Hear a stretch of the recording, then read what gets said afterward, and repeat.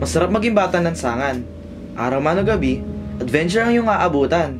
Exciting, di ba? Tapos, ang dami mo pang iba't ibang klase ng tao makakasalamuha. Wala ka nang hahanapin pa. Pero ayan, yung mga batang yan, para na kaming isang pamilya niyang mga yan. At itong palengke, ang nagsisilbi naming bahay. Isang malaking bahay. Ewan ko ba, tinadhana na atang pagsamasamahin kami mga batang wala nang ang ilaw ng tahanan, wala pang haligi. Ayan, lagi tuloy kaming gutom. Kanya-kanyang diskarte na lang.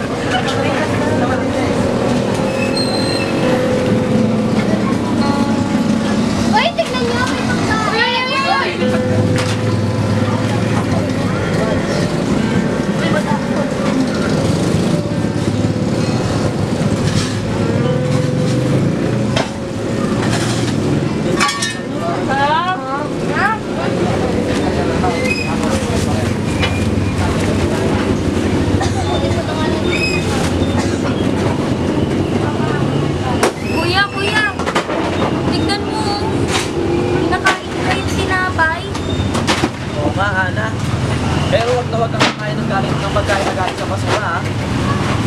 Bakit naman? Mukhang masarap na eh. Basta, Ana. Mamaya kasi yun. Sumunod ka na lang kay Kuya, ha?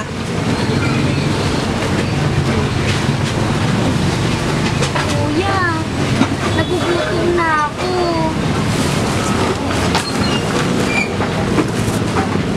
Kuya! Tignan mo! Masarap! Ma, Ana. Ayan, pag nagugutom ka, titignan mo na lang yan, ha? Tara na nga, Ana. Maghanap tayo ng makakain mo. Baka nagagalit na yung mga bulaan sa tiyan mo, eh. Tara na mo.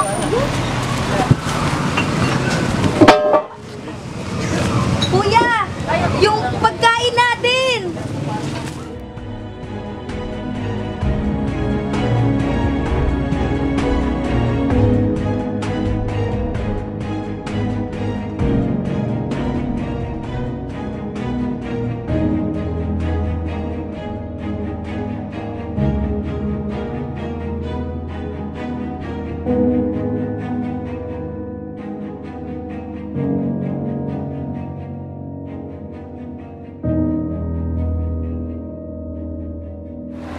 Ay, Bes, yung pagkain na nakuha na. Ano ba yan? Saan ka na magyaan ng bata ka, oo? Kuya Drew! Dala akong pagkain para sa'yo, oh. Talaga? Saan ka ito nakuha? Sa... Basta kainin mo na yan. Alam kong gutom na ikaw. Oo nga, masarap, Ana. Wait lang, ha? Kain tayo. Hindi, sige, kuya, ikaw na lang. Oo, Ana, ang sarap. Saan mo ito nakuha? Sa... kuya, huwag kang magagalit, ha? Kanina kasi, nakita akong gutom na gutom ka. Kaya, ayun, kuya, kumuha ako dun sa basurahan. Ano, Ana? Di ba sabi ko sa'yo, huwag na huwag kang kakain ng galing sa basura? Kuya, naaawa lang naman ako sa iyo eh. Kahit na hindi mo kailangan gawin yun. Hindi ka kasi marunong makinig kay Kuya, eh. Paano na lang kung biglang may mangyari sa'yo doon? Pasensya na talaga, kuya. Ay, O, ano nangyari sa'yo? sakit. Ana? Kuya, Ana? kuya. Ana! Ana, uwi, gising!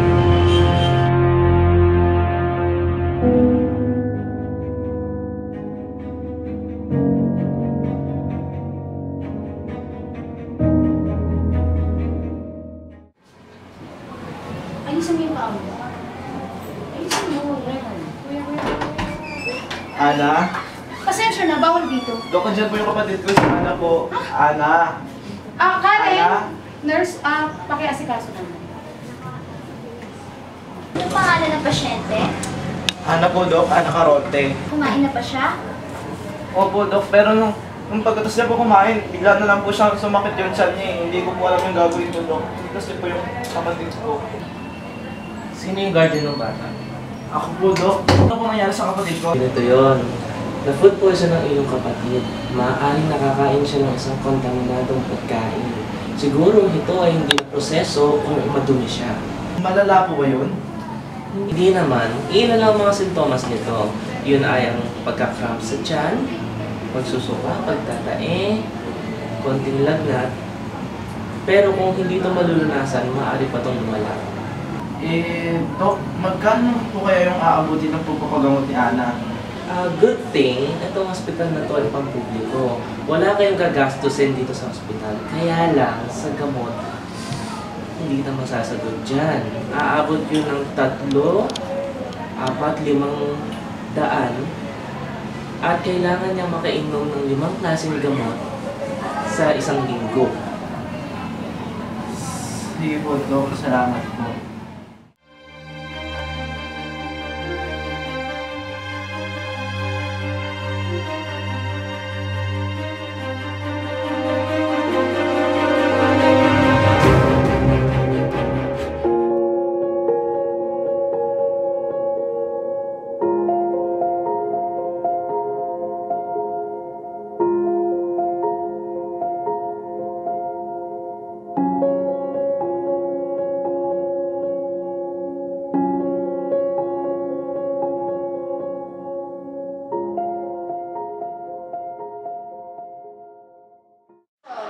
Ayos ka lang ba? Komplementado ka. Makita ka lang namin ka. Tek, kuha niyo ako ng pagkain to. Baka gutom ka. Mga kaibigan eh, hindi kahit saan kuha ng pagkain.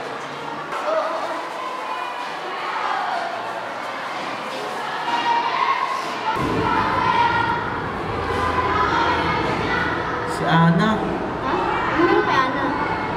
Andiyan kasi dyan sa ospital. Kasi sabi ng mga doktor na food poison daw siya. Naku, nagkaroon na kami ng kaibigan namin namatay dahil dyan. Ayaw na namin mangyari dito. Matapang ba loob mo? Di ba makatapangan ang love ng ginagawa ko? Halos maubos ko na lahat ng bote at jalo dito. Hindi pa rin umaabot na ako. Alam ko ka magkano halaga ang kailangan ko? 1,000 piso. Di ba kung saan ko kukuhanin yun? Mama ka na lang sa amin, Drew. Masaya magpagpag. Dito, mabilis kang kikita. Alalahanin mo si Ana.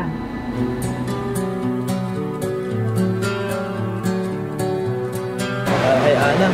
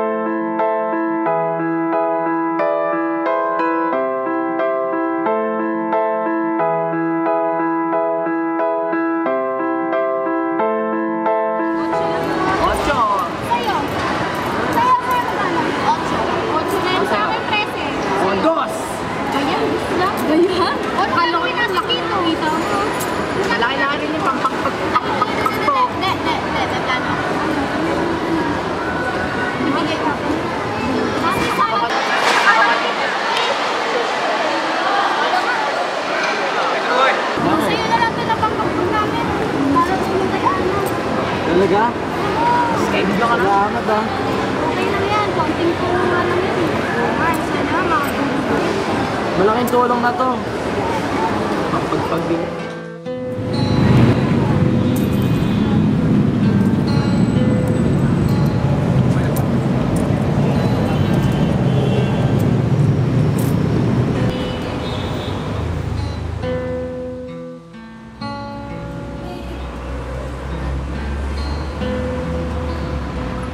Magkano po sa hotdog tsaka sa kain? 25 po.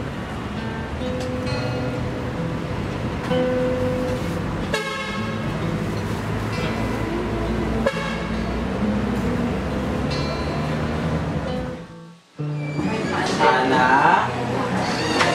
Ana? Ana? Nandito na si Kuya. Ana?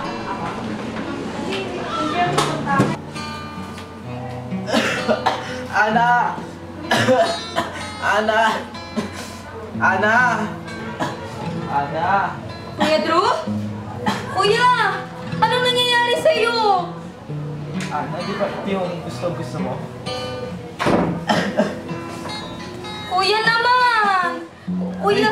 Kuya! Kuya! Kuya! Kuya! Dok! Dok! Dok! Kuya! Kuya, huwag mo akong iiwan! Ano nangyari dyan?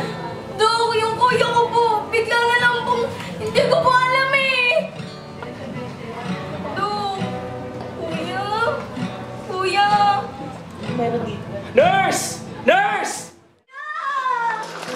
Kuya, huwag mo akong iiwan!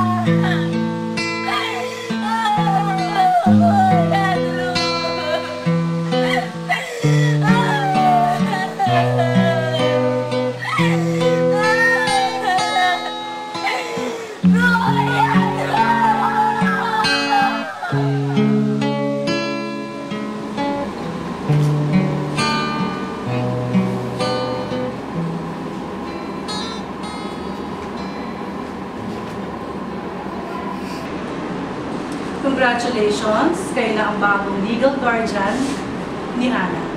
Narinig mo ba yun, Ana? Just call me Daddy Devon and Mommy Denise. You are Daddy and Mommy D. Opo! Okay, magandang umaga po sa inyong lahat. Aking mga guro, mga magulang at mga panauhin. Ako po yung lubos na nagpapasalamat. Kayo ay nakadalo sa maikling programa na ito. Alam nyo, napakapalad natin at pinagbigyan tayo ng ating panauhin ngayon para bigyan tayo ng kaalaman, mas marami pang kaalaman para sa ating kapaligiran, sa ating, lalo-lalo na sa ating kalusugan, gaya ng mga foodborne diseases. Okay po, sa umagang ito, muli, pinapakilala natin ang isang doktor na napakabuti at may puso para bahagian tayo ng kaalaman. Mga kaguruan, mga panauhin at mga estudyante, palakpakan po natin si Doc Eric.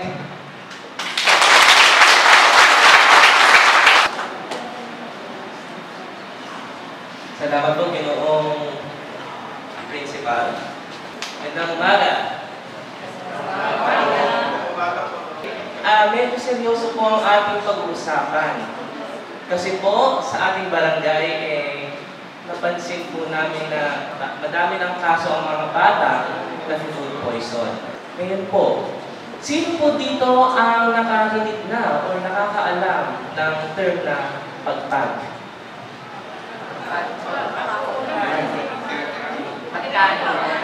Okay, ito po ay ano sa pagkain. Yung mga pinukuha, tira-tira sa basura, dililinis, pinapakuluan, tapos niluluto ulit. Na hindi po nila alam na nakakakuha sila ng kasakitan katulad ng salmonella. hindi porket mura at inga-inganya, tama na para kay para po sa kalusugan ng ating kabataan. Sana po, turuan po natin sila kung ano ang dapat kainin at huwag kainin. Maraming salamat po. Kuya, alam mo ba, inampun na ako nila, Dok. Pag-aaralin na rin nila ako. Kuya, lagi mo akong gagabayan, ha?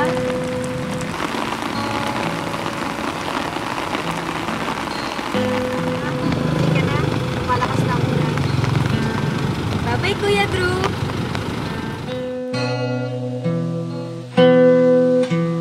Tayo mula sa kahirapan, waris sa yaman ay sadyang salat. Siyang tirahan ay lansangan, anak pawis ang tatak na nakalapat. Kasalanan ko pa sa buhay ko'y suwi, lumaki sa hirap at bigati. Kasalanan ko bang mundo'y mapangapi, kaya ba ngayon ako'y nahahapis? Ako ba'y buhay upang magapit, o dalangin ko'y sadyang di dinirinig? Puso kong pagod na mangarap ng lubos, di pa ba sapat ang lakas ng tinig? Kasalanan ko bang may nasa langit at lupa? Kasalanan bang buhay walang wala?